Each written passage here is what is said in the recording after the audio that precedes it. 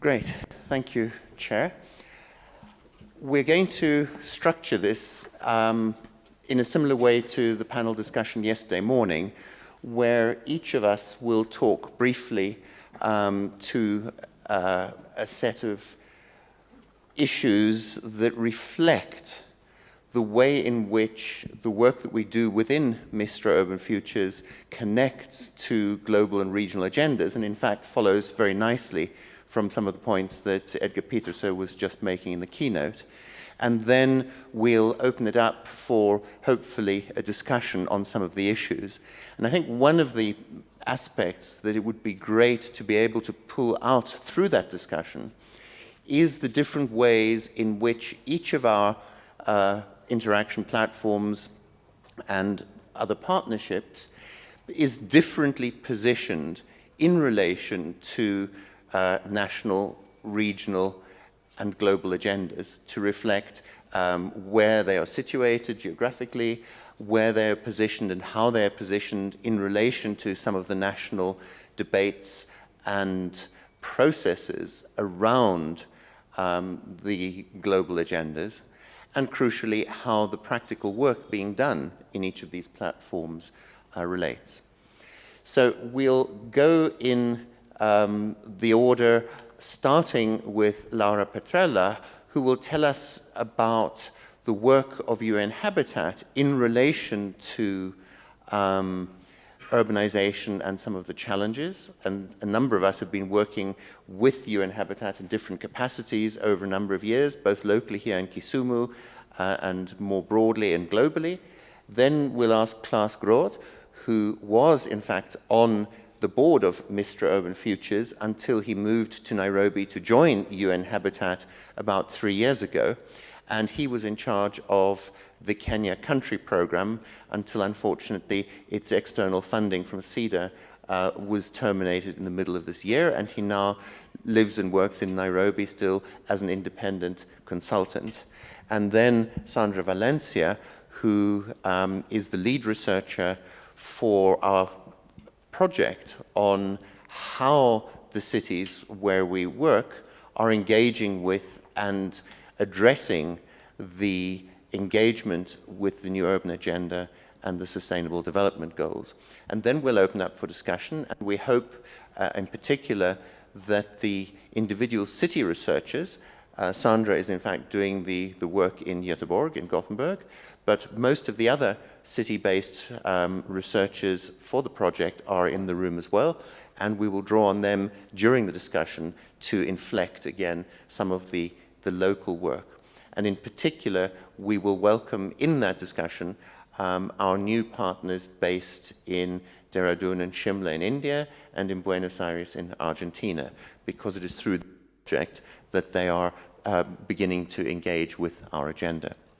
So to start off with, as a brief introduction, and again, some of this you will have heard already in Edgar Peterson's keynote a moment ago, the last 18 months, 2 years, have witnessed an unprecedented historical moment in the global debates about urbanization and how to address it. And this has been achieved through a series of what Edgar called compacts. Some of them are agreements, some of them are agendas, some of them are formal treaties, approved and instrumentalized through the United Nations system, starting with the Sendai framework for disaster risk reduction in 2015, which was the successor to the Hyogo framework of action, which did the same over the previous period. Then, also in 2015, Agenda 2030 for Sustainable Development, and of which the key component for present purposes is the set of 17 Sustainable Development Goals, and amongst them, goal number 11 specifically addresses the challenge of urban sustainability transitions. And indeed, Mistra Urban Futures was active in that process, and as part of which we undertook a pilot study in 2015 to test the then draft targets and indicators of what was proposed, and in which all our cities at the time participated, and the results of which were fed straight back to the UN statistical team within the Division for Economic and Social Affairs, and the final versions in the adopted goal do in part reflect the inputs from our research on that project, as well as various other forms of feedback from other sources. And this illustrates well the kind of engaged, applied, purposive research that we do, which affects not only the local urban context of the cities, but our engagement with these broader regional and global agendas. And then there was the climate accord reached in Paris in December 2015 on global commitments to climate change, and which embedded for the first time explicit recognition of the important role of subnational entities, which is UN speak for regional and local authorities, governmental authorities, and particularly urban local authorities. And the final of these global compacts was the new urban agenda, which was adopted at Habitat 3 in Quito just over a year ago and was then ratified by the UN General Assembly just before Christmas last year. And again, central to that is this recognition of the inability to achieve urban sustainability without the active engagement, indeed leadership, of urban local government institutions, however they manifest in different countries around the world. And more than that, it recognizes the need for multi-level governance between the global and the regional and the national and subnational authorities, as well as local authorities. And these are formidable challenges, which is partly what we'll be talking about, because as many of us know from our own experience, the relationships between national, regional, and local government institutions are not always sweetness and light and entirely aligned and cooperative. They're often controlled by different political parties with perhaps contradictory agendas. They are beset by budgetary constraints and different arrangements in terms of how revenue is raised between national, regional, and local authorities. In some countries, the vast bulk of funding for local governance institutions comes in the form of subventions distributed by national government according to one or other formula. In others, local authorities are well resourced through a combination of local income taxes, property rates, user service charges, and other forms of funding, which gives them not only the financial security to plan forward and implement agendas as they would see it, but also a stability which is simply not possible in situations of, if you like, top-down financial redistribution by central and regional government institutions. And in the cities where we work, we have different combinations across all those sets of variables. And these represent just some of the challenges, the dimensions of complexity with which we have to engage. So with that introduction, let me ask Laura Petrella to tell us a bit more about the way in which UN Habitat, as the specialist UN agency for human settlements, engages with these elements and challenges. Yes, thank you very much. I think it's very important that we sort of appreciate the relevance of these agendas in the discussion and in the action, actually, policy action and activist action in the urban context and also at the global level. I think I just wanted to go back quickly to the SDG. These are the agendas that have been mentioned, but just the next one.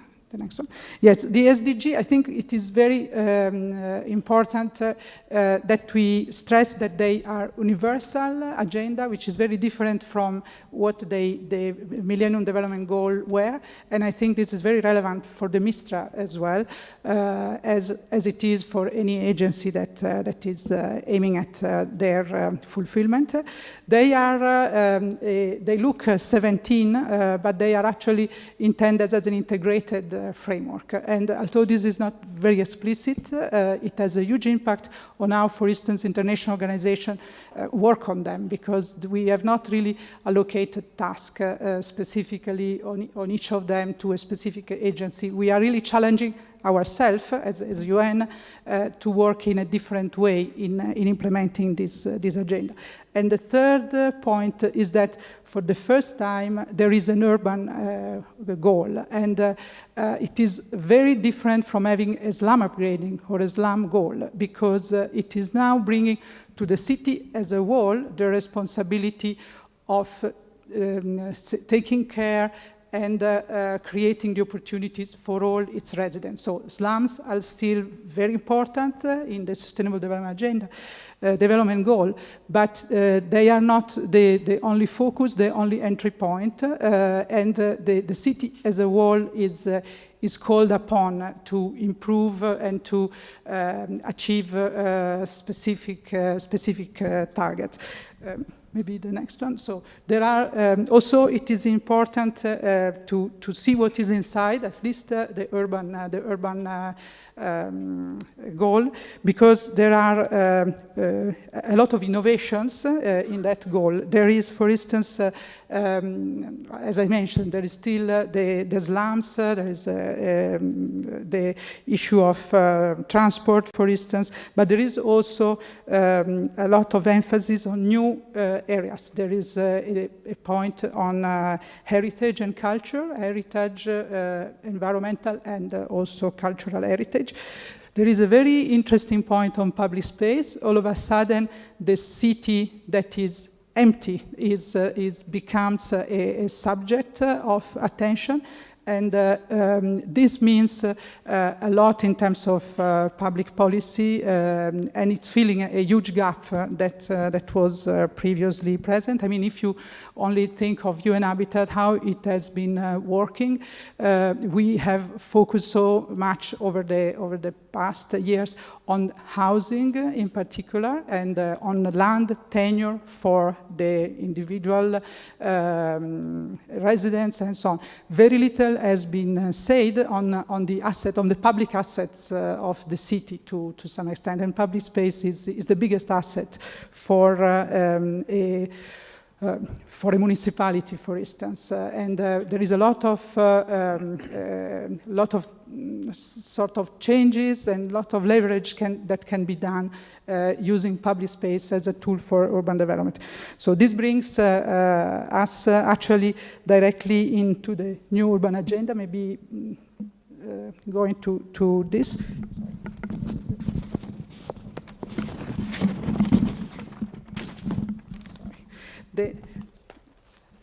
The new urban agenda actually is coming at last in this process of international debate and negotiation, and it's coming after, as has been mentioned, as an exceptional mobilization of actors from all the stakeholder groups to discuss it and to shape it.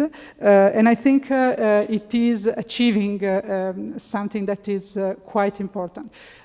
We conceptualize it as a frame for the implementation actually of the SDG, and it is also, although this is maybe not so explicit and not so easy to connect directly, it has across the text there is a consistent reference to the same topic of the SDG, and it is setting a sort of frame and a guidance on how city participate and contribute and can be actually in the forefront of the achievement of the SDG, as it has been said. It has three main commitments, sort of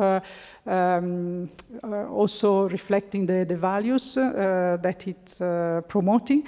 And the first one is not to leave anybody behind. No, so don't leave anybody behind. And this is very much linking to the inclusiveness agenda. For instance, it has a very strong emphasis on including in the city the diversity, the gender diversity, age diversity. There is a lot of mention of gender-sensitive planning, gender-sensitive initiatives, and also the inclusion of slum in the city. So leaving no one behind is very important and means that although we are looking at the whole city, we are also paying particular attention to the slums, to the vulnerable population, and to the diversity within the city. The other element that is very important to stress is the issue of the economic dimension. The Sustainable Development Goals are particularly blind to the issue of economies and economic development. The New Urban Agenda takes really a strong position about prosperity and inclusive economic development.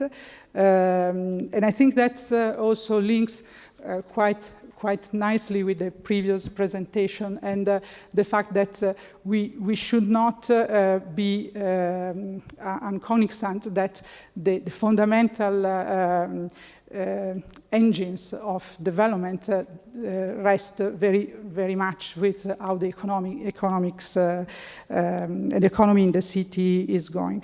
And the one particular thing that in the New Urban Agenda is stressed is that it is not only about local economic development and activities within the city, but is also about the intrinsic value of land and location within the city, and how cities, institutions, and eventually the urban population and the nation, as in a wider sense, can capture that value and direct it towards development goals that are shared and so on.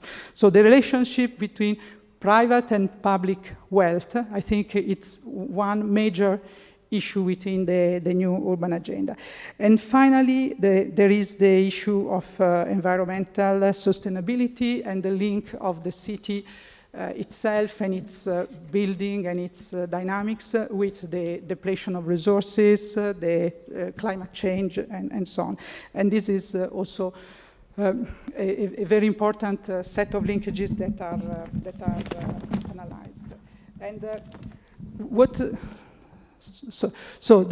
in the urban agenda, the last point is that it actually identifies quite clearly what are the drivers for transformation, for transforming human settlement and cities in actual engines of development and for achieving the different goals within cities, and how this also spills over to national development.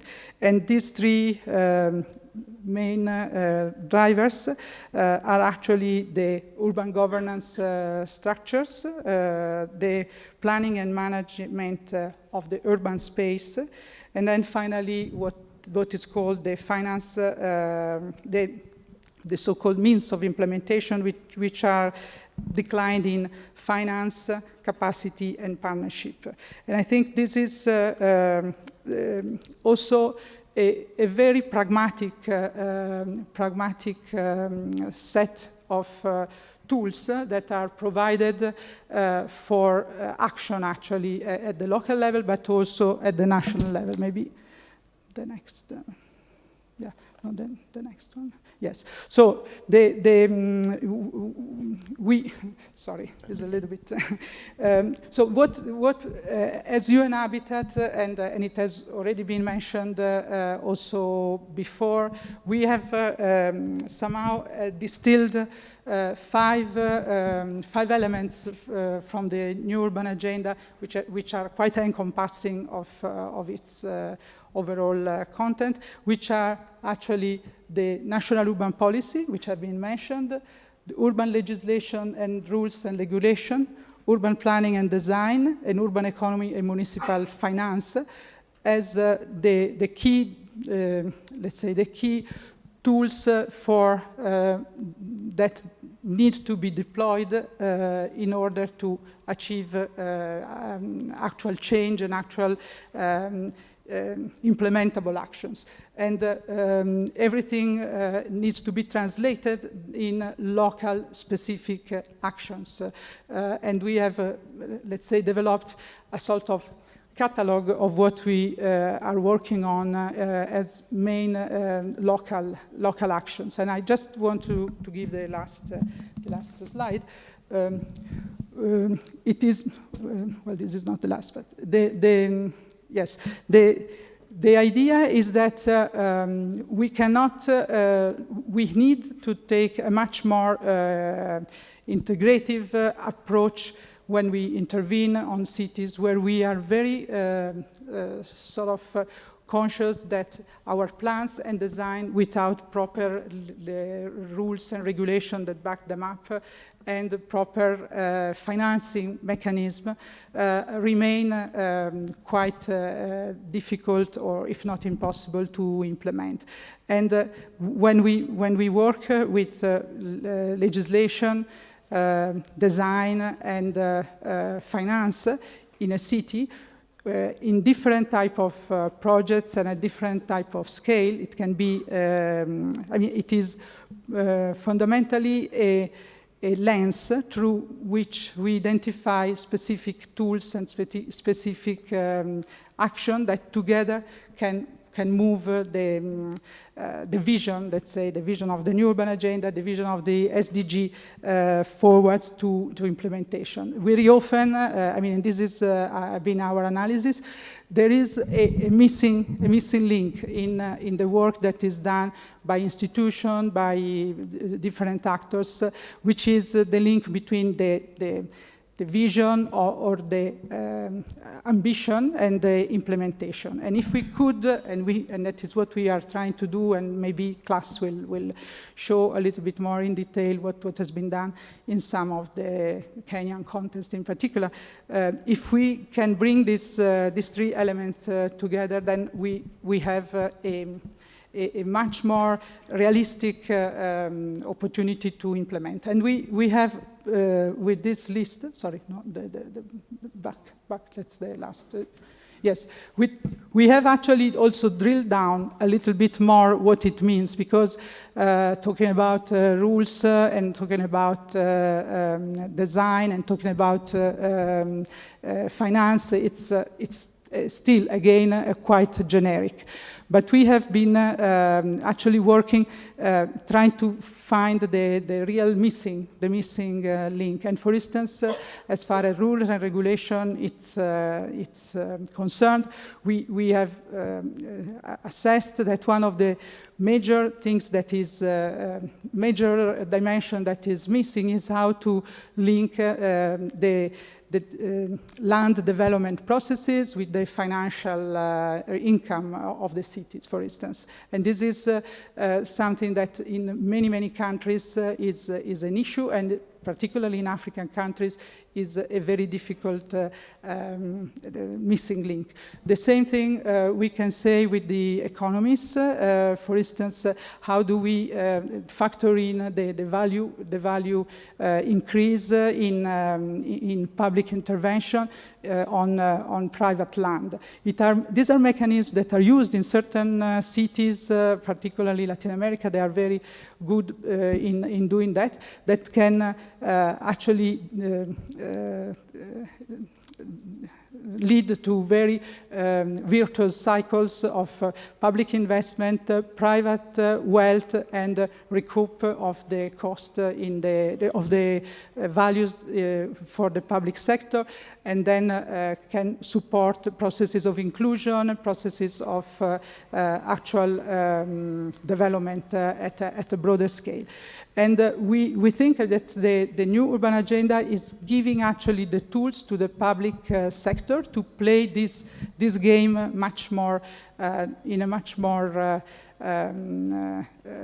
aware way. It is providing a number of tools, a number of suggestions how this has to be done, and can actually be a lens that is used in also in the work that you are doing in in the research and in the experimentation, testing of experiences. These three elements, I think they remain very, very relevant and very valuable to assess the real potential for institutionalization, for scaling up, and for actual impact over time of the interventions. So there are many other things that can be said on the new urban agenda, but I think this is sort of a way to look at it. It is a very rich document, which will require and is already underway the development of a lot of tools, of a lot of different experimentation and different good practices and experiences that then can feed into a collective learning and a collective better understanding how these ideas are declined in each context. And I think this is exactly what Mistra also is doing and can do even more if we sort of discuss a little bit more what this framework requires in a way or demands. And I just wanted to conclude saying that we in the implementation of the new urban agenda, there is a very interesting process of exchange which is supported by the World Urban Forum, and I think that is the next appointment where some of these issues will be actually discussed. Thank you so much. Thank you, David, for the introduction, and thank you, Mistra Urban Futures and the CALIP for inviting me to this very important and interesting event. I think so far a lot of the issues that have been raised here are highly relevant and valid also for the Kenyan context, and Laura has now sort of illustrated and described the sort of macro processes in terms of developing and implementing and relating work to the SDGs and the new urban agenda, but I will shift focus totally and sort of get on the ground in Kenya and try to illustrate a few snapshots on what is going on, and both in general, but also what UN Habitat has been doing, and how that can be or is linked to the especially new urban agenda. This is not an image of Kisumu. Not even the artificial ski slope? No. But I had an image of the city of Kisumu flying in, an aerial view, and I just wanted to bring that and show that because I think Kisumu is a very, it's such a nice, pleasant, and joyful town, and with a beautiful scenery. So I really enjoy coming here. Yes, so thank you for that. So thank you also the city of Kisumu and the county of Kisumu for welcoming us and accommodating this conference.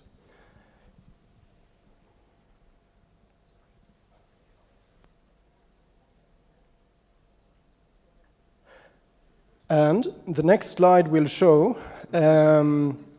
roughly in what context we are. I think we need to remind ourselves that well, it has been said that urbanization is happening, and it is happening very quickly in Kenya. And by 2050, roughly 50% of the population will be urbanized, and today it's like 25%. So it is a rapid urbanization.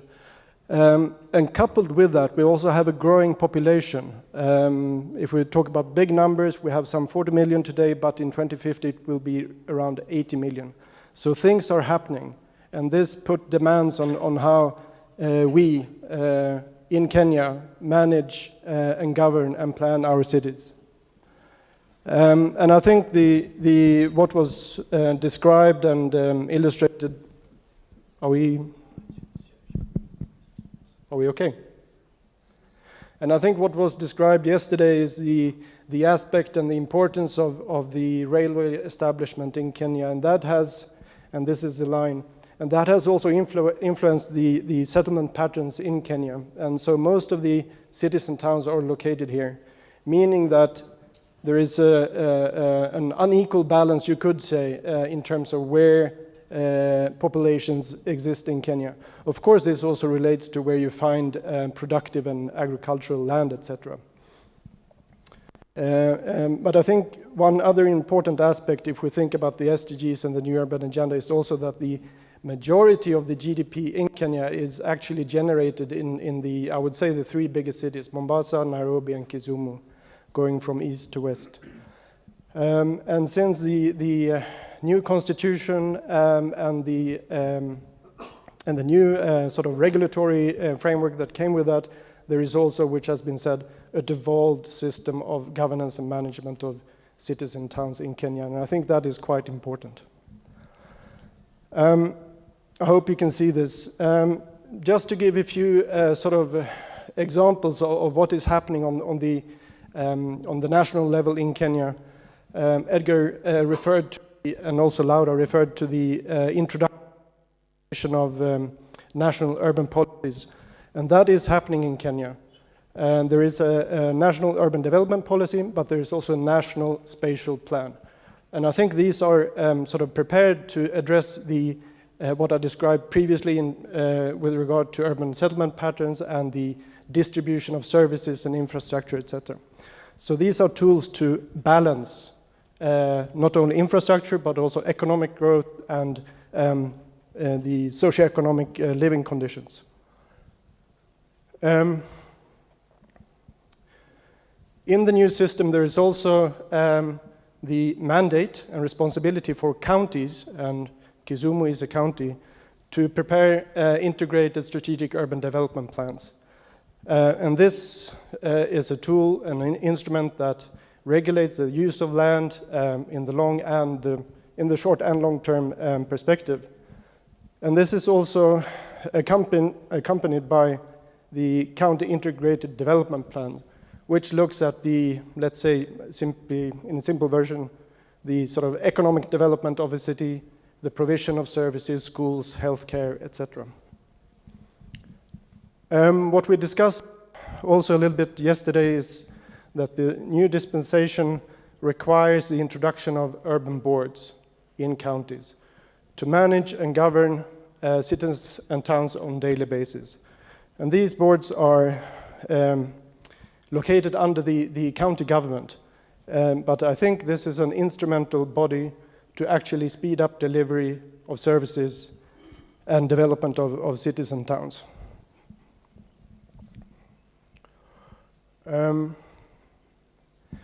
As I said, there are elements in place that can accommodate the goals and the elements of the New Urban Agenda and the SDGs, and also the localization of the New Urban Agenda into the Kenyan context has begun.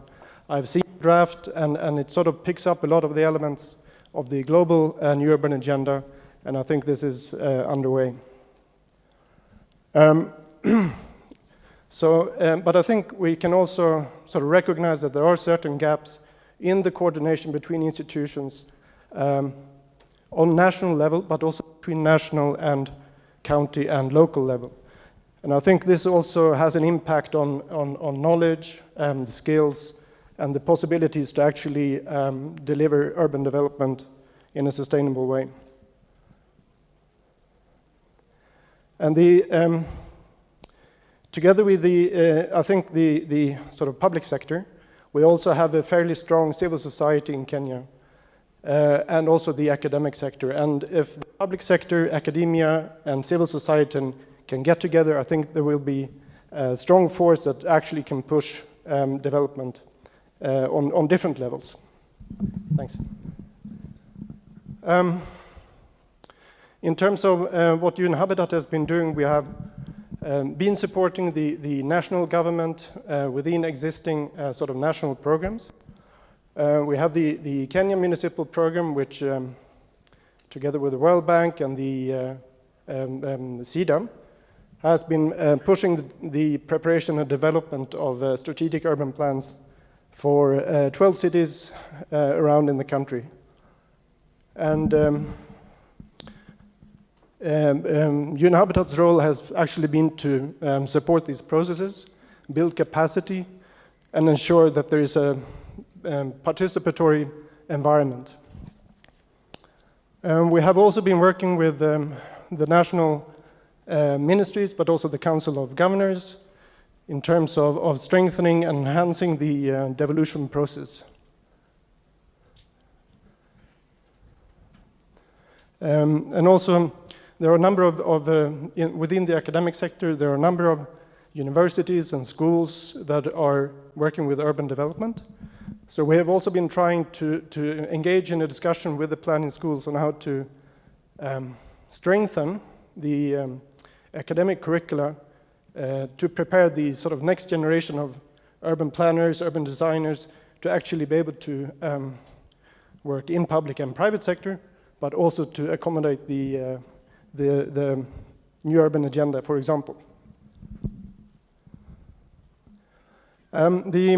In addition to these sort of macro processes on national and county level, we have also been engaged in specific projects in Nairobi, for example, trying to support the county of Nairobi, but also the Kenya Railway Corporation in transformation of land, railway land, to become extensions of Nairobi. It's the CBD in Nairobi in this context. We've also been mapping Nairobi in terms of public space, the provision of public space, the quality of public space. Also working with Godown Art Center, trying to engage the cultural sector in urban development processes.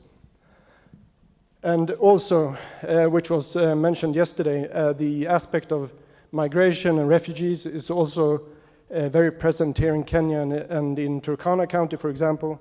We have, together with UNHCR, been involved in preparing for a new settlement for some 200,000 inhabitants coming from Somalia, mostly, I think.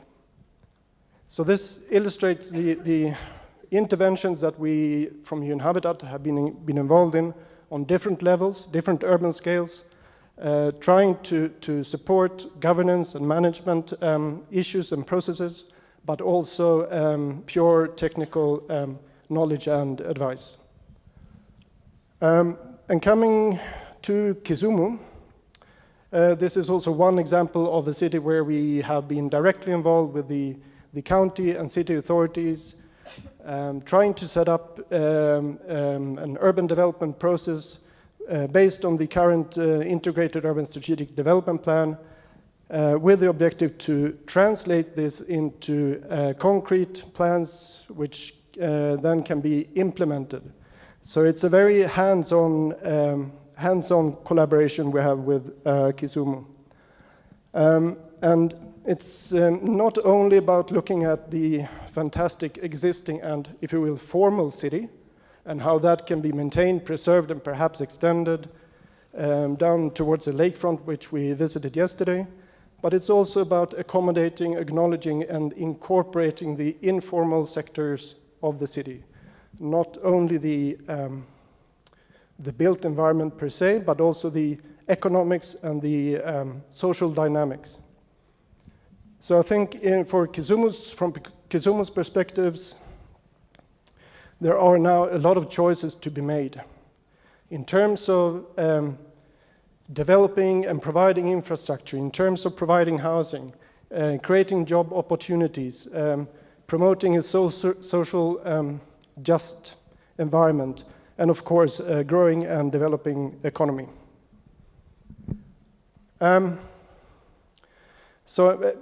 This was sort of a quick and dirty snapshot of what is going on in Kenya. But I think what was also said previously is that we somehow need to rethink, reconsider our cities and towns, urban areas. My impression is that in Kenya there are good opportunities to do that, but also to accommodate the goals and targets of the SDGs, but also the ambitions and goals of the new urban agenda. But still, and this is not only from a Kenyan perspective, it's from a global perspective, I think we need to rethink how we plan our cities and towns, what legal frameworks we have in place, and how can these be fine-tuned and reviewed. overview and review the economic dynamics of the cities and towns. And this, all in all, to make use of available resources in as good and in an efficient way as possible. And as Edgar was saying, I think we also need to think about and consider the spatial configuration of cities to make them more accessible, perhaps be more dense, be more connected, and especially look at the public space, which is basically the space that holds the city together. So all this can sort of illustrated in these images, where the choices we also make as human beings actually can have an impact and effect, if you will, on the use and the built environment. Thank you.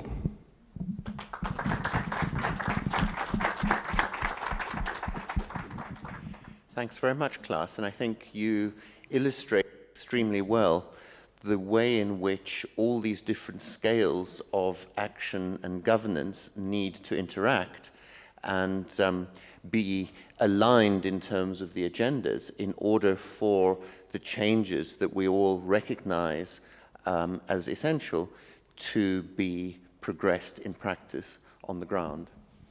And that actually provides an excellent segue into the work that our comparative project on how the cities where we're working are engaging with localizing and considering the relevance of these global agendas to their actual research and delivery of services and their investment portfolios. So with that, I'll hand over to Sandra.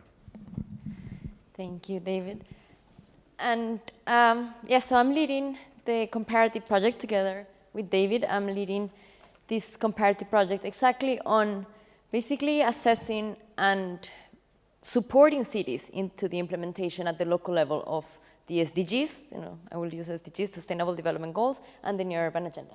Next. So the aim of the project is and understand how cities are engaging and understanding and interpreting and localizing these two international agendas, the SDGs and the New Urban Agenda, and to how extent these agendas can contribute to sustainability planning, to planning processes at the local level, but also to understand, as both Laura and Klas conveyed, this relation between the international, the national, the regional, and the local, and how that interaction and how they're supporting each other.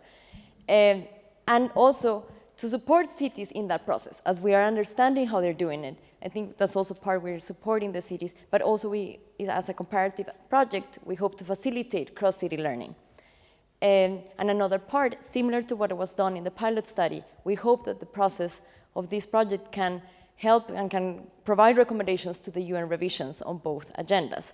So part of that progress comes together with the other aspect of the process, the progress and monitoring. And that means trying to understand where the city stands with relation to meeting the targets, but also with measuring progress towards those targets. So that means looking at the indicators, how are cities collecting data and monitoring progress. Next. And we're doing this right now in 7 cities, and maybe I will ask all of the local researchers to stand quickly.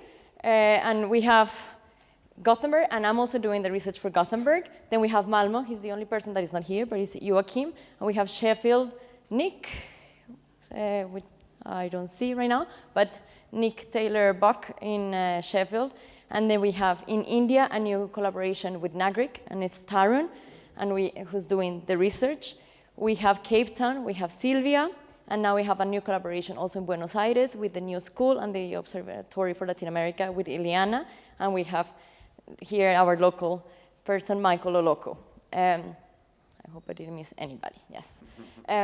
So the idea is that we're doing this work very much with Mistra Urban Futures ethos of co-production, co-producing the research with city officials. And of course, how that happens is very different from city to city. And I think that's also part of what we're learning. We're not only learning about how cities are engaging and what we can learn from city to each other about the New Urban Agenda and the SDGs, but also about how do we co-produce in different cities. Well, how do we really doing that? And also how do we producing a comparative project, because that's a challenge. How do we make sure that it's local, that the process is relevant for the local city, but also how do we maintain certain aspects of comparability? So that's also some of the issues, and we can maybe during the panel reflect a little bit more on that. And we have set, and we already see it in the first months of the project. I started at the end of March, and most of the cities, let's say, started around July and August. The project will run until the end of 2019. And we'll see already the different configurations that are taking place, the different collaborations that are setting up in the cities, and also kind of the different setups that each city requires. Next, please. So I think already Laura and Klas had brought up a lot on how these agendas can contribute to sustainability planning, but then also we can reflect on how can this project, as we accompany cities in understanding and implementing these agendas, how can they do it? And I think one of the first aspects that we're asking cities to do and we're helping them doing is map how what the city is already doing connects and relates, particularly to the SDGs. I have to admit that engaging with the New Urban Agenda has been more difficult, particularly in Europe. The New Urban Agenda is not so far in Sweden in the picture. So I'm seeing it how it can be used. It's, I think, one of the challenges. How do we make it relevant? How do we make it implementable? But part of what we're doing is this mapping exercises helps cities in a way assess where does the city stand and where does we, as the city and all of the actors living in it, want to achieve, what do we want to achieve, and how to monitor progress. And I think that's a key part of the project is, with the UN indicators, is assessing, are there relevant data, what are the data gaps, is the data available, but also, what is it that we really want to measure? Are the indicators that the UN recommended relevant for the city, or do we need to look for other sort of metrics that really help the city track progress to where the city wants to achieve? So making sure that we are avoiding falling into the trap of first measuring quantity rather than quality, but also measuring for the sake of measuring and just for reporting to the national level, which cities will have to do, and then internationally back on the annual reporting basis.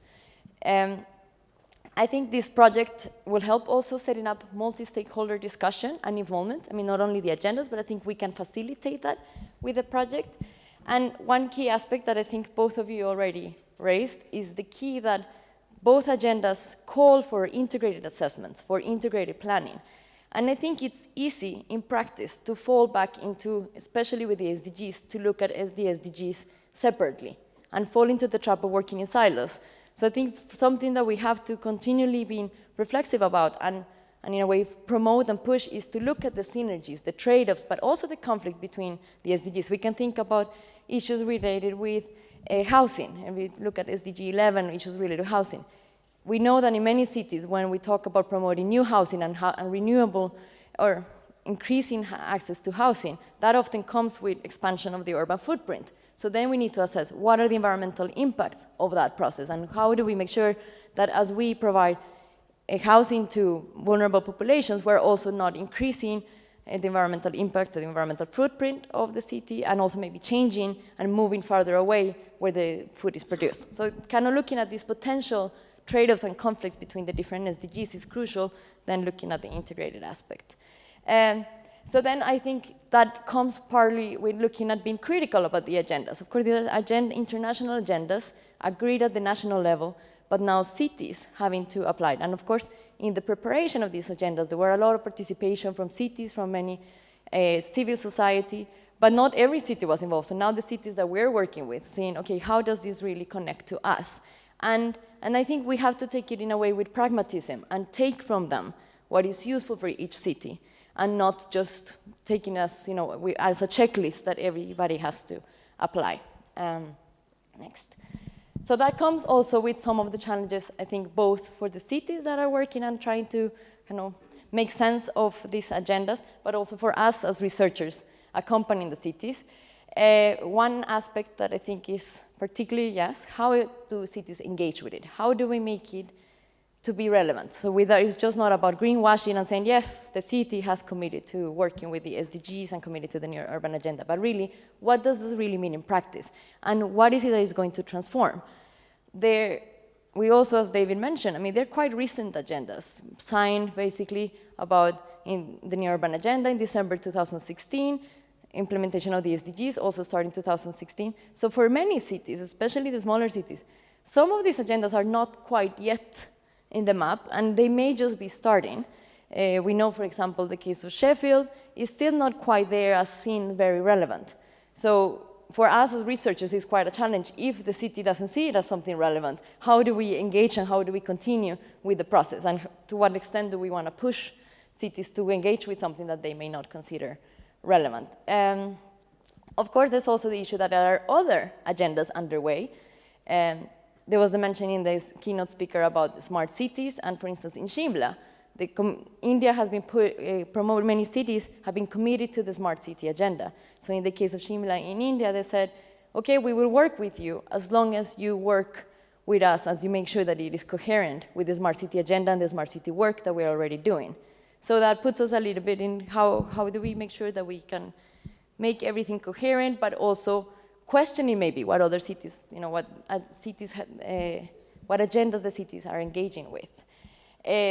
Even though they have mentioned, yes, there's more work in trying to promote at the national level, give guidance to the local level, especially from the new urban agenda, the development of the national urban policies.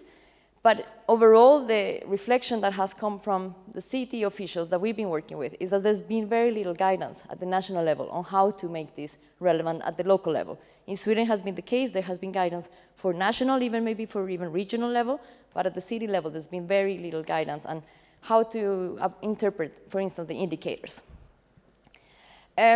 Also, as we start working and we start with these mapping exercises, we realize first that there are certain lack of clarity in some of the targets and indicators, and I think that could be both seen as a challenge and as an opportunity. The challenge is, how do we understand what it means? And when maybe sometimes one looks at the indicator for guidance, it doesn't necessarily help either. But the opportunity is that it means the city can interpret and maybe can adapt it and say, maybe we can make sense of this indicator and target by adjusting it this way. So why don't we interpret it? So of course, there's, I think, room for interpretation, which can be good as long as it doesn't lead to just greenwashing and continuing business as usual. And of course, everywhere there's a lot of issues of availability of data. In Kisumu, for instance, we've been discussing that there might be data available, but it's quite scattered and it's not really centralized. And I think we understand from some meetings we had yesterday that UN Habitat is helping in that process. And of course, we're working with 169 targets, about 232 indicators that the UN recommends, and that's the challenge of maybe the cities may have to engage with all of this. Even the city of Gothenburg did an initial mapping, identified half of the indicators, about half of the indicators, or half of the targets, sorry, as relevant. And that's great, but how do we work as researchers with about more than 80 indicators? So that's something that we are figuring out, and struggling with the cities a little bit, how to prioritize. And of course, that's a political issue that is not easy. And yeah, I think I already mentioned the idea of making sure that we stay away from silos. So I will leave it like that. I think maybe the point that I think we have to be aware as researchers, but with the cities, is the global agendas are not perfect, but they have potential for transformation. They have potential for reflection. So how do we make sure that we enhance that potential and use it? Thank you. Great. Thanks, Sandra. We've got about 20 minutes left, so let's open it right up for questions, comments, and particularly representatives from the different cities and the team members. If you have any observations in terms of the local engagements with these global and national agendas, that would be very valuable. Can we have a roving mic again? Is the second one around? Otherwise, you can take this one. Okay. Sophie had her hand up first. Sophie King from Sheffield. We'll take a few together, but the microphone's coming to you now. There we are. Yep. Thanks. Thanks. Okay. Thanks very much to everyone. Really interesting. I really enjoyed our keynote and all of the contributions from the panel. There's just so much food for thought. I just wanted to share some reflections, really, rather than direct questions. I was talking to Alfred yesterday about the policy implementation gap, and I've done a bit of work in Uganda, and that's a critical issue, really, in urban development in Uganda, is that people always say we can make these beautiful policy frameworks, and when it comes to implementation, that's where the problem comes in. David earlier brought in the question of politics briefly, but we haven't heard a lot or discussed a lot about politics so far. And it seems to me that it very often gets referred to as a sort of sideline issue, when actually it's actually at the crux of the reason for the policy and implementation gap. And that's actually what we need to spend our time kind of teasing out. How do you negotiate the politics that prevent resources being invested in the collective good rather than captured by private capital? I mean, that is at the crux of everything that's been discussed today, really. And I also just wanted to share, I did some research last year, and I'm working on a collaborative piece with Diana Mitlin on municipal urban development in India and Uganda. And you know, what we found is that there's so many people in local and central government with strong values who care about social change and inclusion, but are constrained by the economic, political and institutional environment that they're operating within. And also that, you know, capacity building with local governments is obviously really important in building that technical capacity, but actually capacity follows devolution. And so giving local governments the power and the resources to actually do the implementation is what results in people learning how to do it well. I'm try and be a bit brief, but also creating the opportunity for people to learn from each other and for horizontal relationships to develop across local governments is so important, particularly in environments where relationships in terms of accountability flows and in terms of resource flows are very vertical. Is so important because it gives people the opportunity to build alliances, to learn from experiences, and kind of build coalitions, really, for constituencies for change, if you like. And I think that's relevant, you know, coming into the sort of globalised SDG agenda.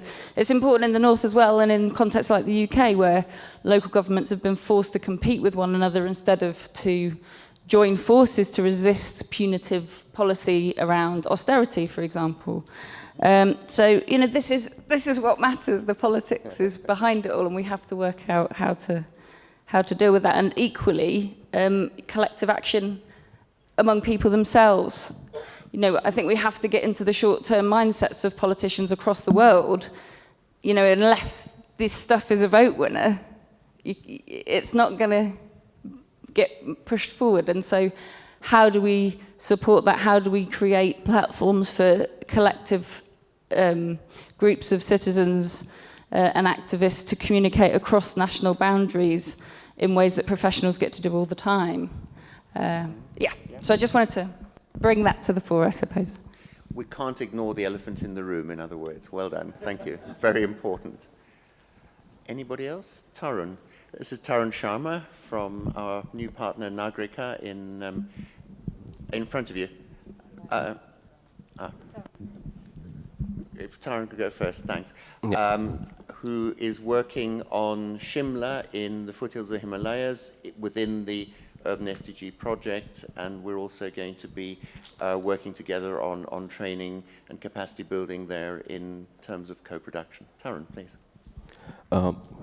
Listening to the panel earlier on the fact that SDGs are still, and NU as well, is still being comprehended and being taken up by the cities. I couldn't stop thinking about the analogy that in India and in a lot of cultures that we have, where when elderlies or older people come and meet kids, they hand over gifts and money. And at that time, it's mostly that money is given back to the elders.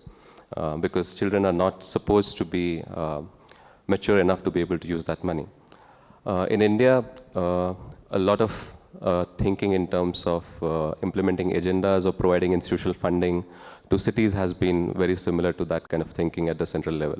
So when it was institutional funding in terms of the biggest urban renewal program in 2004, a lot of money was kept with the central government, and cities were asked to undertake reforms to be able to access that funding. Now what has happened is a lot of these cities, including Shimla, are actually much older than the central government itself, as in these places have had an institutional body for more than, for way longer than the central government has been there. And these places have been actually able to create institutions and practices which allow them to track indicators which are also included under SDGs. And in our experience, while engaging with Shimla, actually has been that if we tell them that this is not specifically the specific indicators that SDG is talking about, but the functions that you are performing, which could be transport or housing or maintaining your heritage or reducing disasters, that's when they are able to relate it with, rather than specifically talking about the indicators under SDG 1 to 17. So I think we have been able to get them on board more because it is easily relatable for them to talk about specific functions instead of indicators. Great, thanks. Now if you'd pass the microphone across. Was it Laila or, yeah? Laila Mehta from our board. Hi, it's been great to be here, really interesting discussions. I just wanted to pick up on a few things that Klas said and our keynote. You know, there's all these great new agendas, and Laura also, you know, the new urban agenda, the buzzwords around combining green economy with inclusion, etc.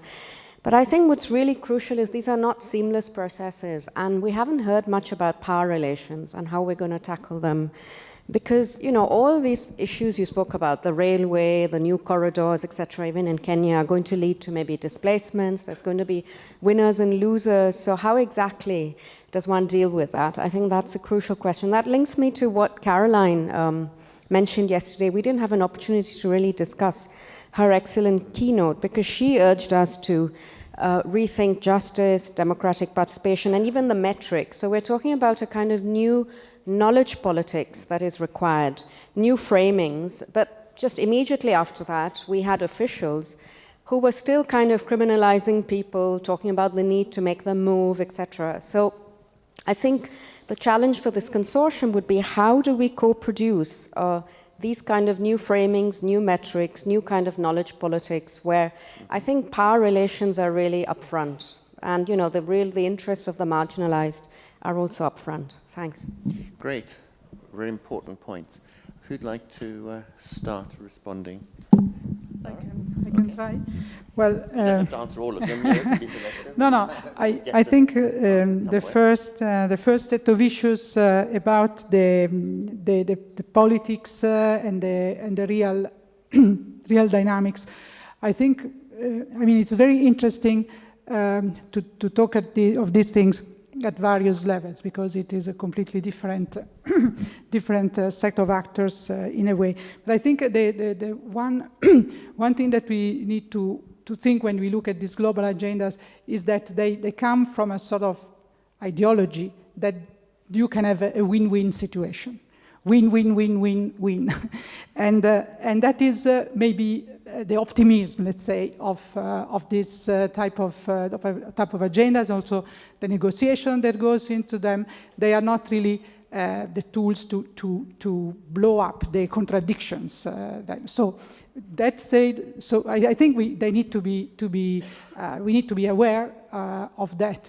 But at the same time, I think that, for instance, in the new urban agenda, much more than in the SDG, because the SDG are dry, let's say, they say you do need to do this, you need to give water, you need to, so the contradiction come up when you try to do it because they are clashing or they are touching on.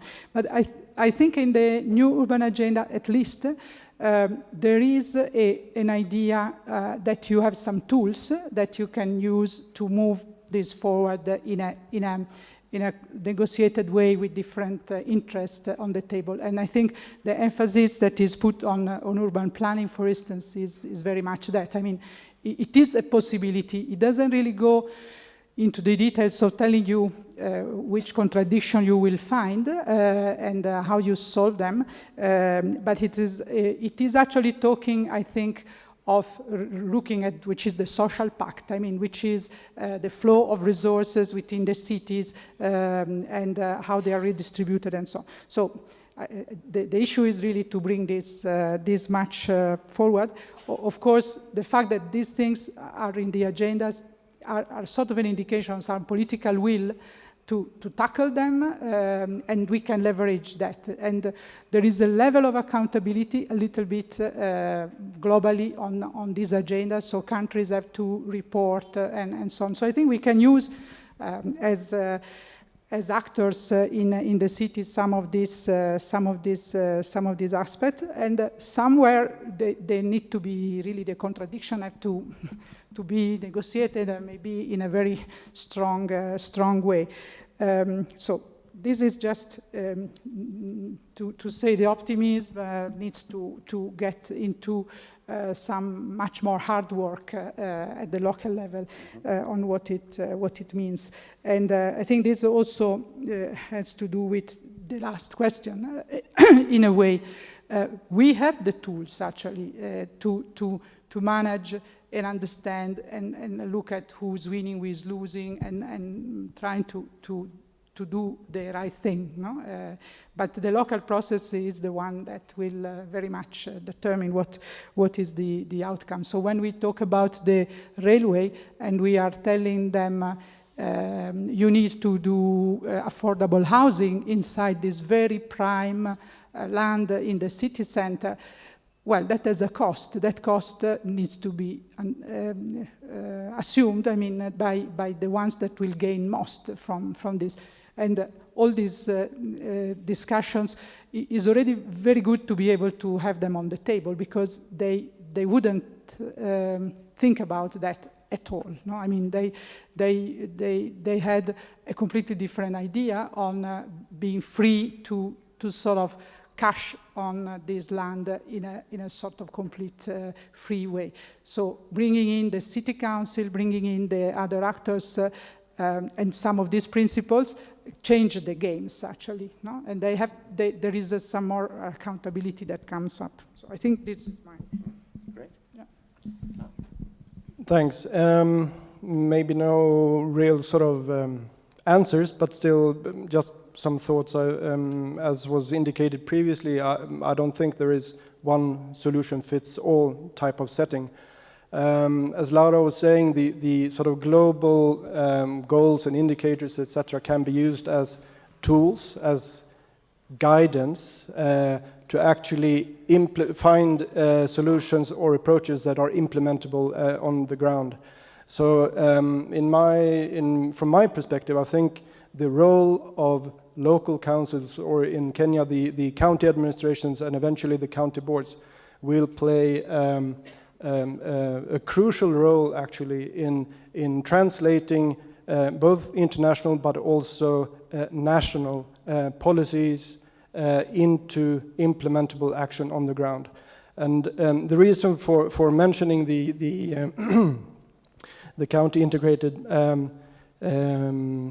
strategic urban development plan is that I find that it's not perhaps fully fledged today, but it provides at least a space, and it is an instrument where Kenyan national policies can be applied on the ground, but it's also the space where local ideas, community objectives can be picked up, and let's say it becomes the meeting space between national and very local development objectives.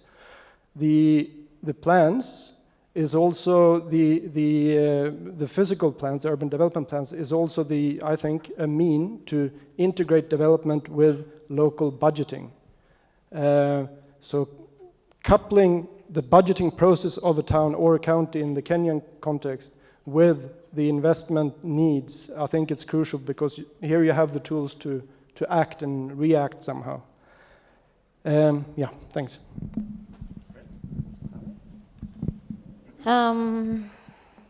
Yes, I think you all raised critical issues related to politics and power relations.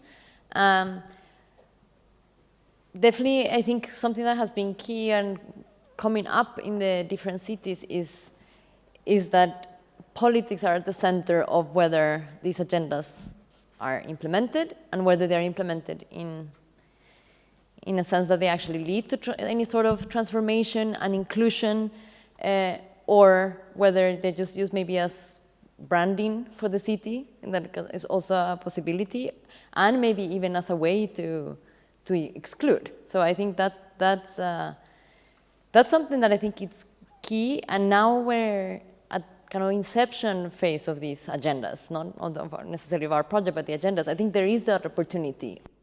Hopefully it opens up space, and I think maybe we can facilitate, open up the space for reflection on how do we make sure that these agendas are inclusive and are considered, and make sure that do not kind of lead to processes of exclusion, or how are the power relations. And I think I keep thinking of something that Beth mentioned yesterday on the issue of participation, and when we co-produce, kind of who are the elites, kind of what, consciously and unconsciously, what elites of knowledge in a way, and of decision making are we creating.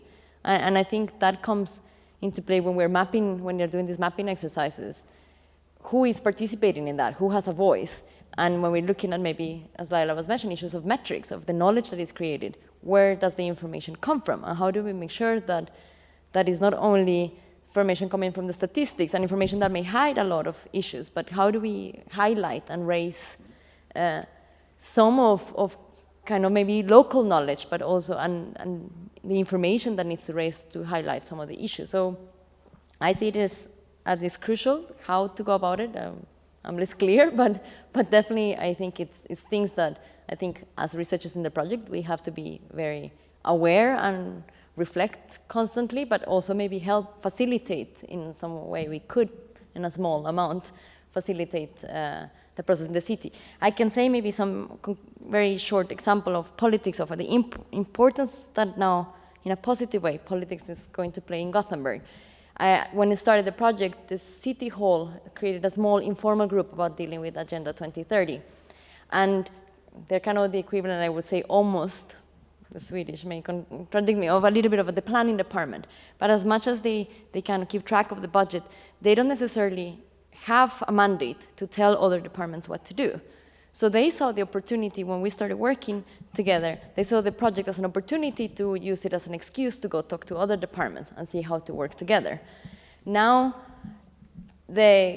actually last week, the government just approved, the city council just approved and gave a mandate to the City Hall to go and talk and coordinate the Agenda 2030 work and go and talk to other departments and systematically look about how Agenda 2030 can be implemented in Gothenburg and what it means to Gothenburg. So that has opened up the space for the City Hall group that went from being a small informal group. Now they actually have a political mandate to take this agenda seriously and to go and talk to others, specifically there, go and talk to the other departments and think systematically how we can use this agenda and what it means for the city. So I think that also shows the importance of leadership and politics kind of engaging with, at the political level, engaging with these agendas. Great. Thank you very much. And that brings us perfectly to time. There are no easy answers, and I think, as Klas said, the importance of getting local appropriateness and developing pathways forward that work in each place is crucial. There is no blueprint, there is no master plan, there's no magic bullet for any of these things. But as we've heard from the comments, we absolutely have to tackle the political dimension head on. That's, as we said yesterday, the importance of governance. And one of the challenges in doing the kinds of co-productive work that we do as a suite of methodologies is to use ones which are most likely to be helpful and locally beneficial.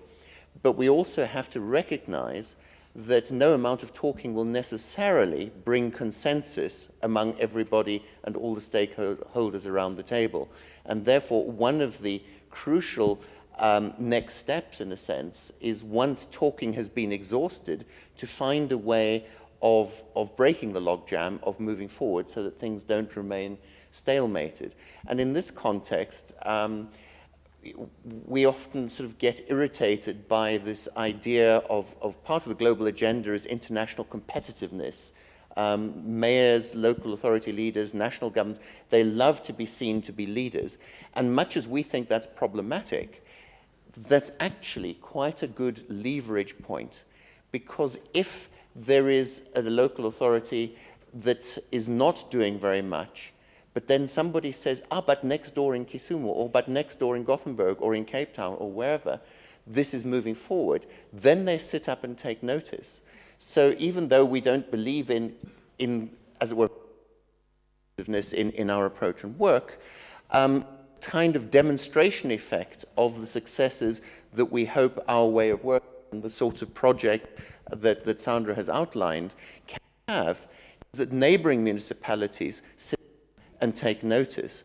And I can think of a few examples from other contexts where that has actually been a catalyst for change that has broken the stalemate or suddenly triggered engagement among the political, been the crucial up to then had been missing.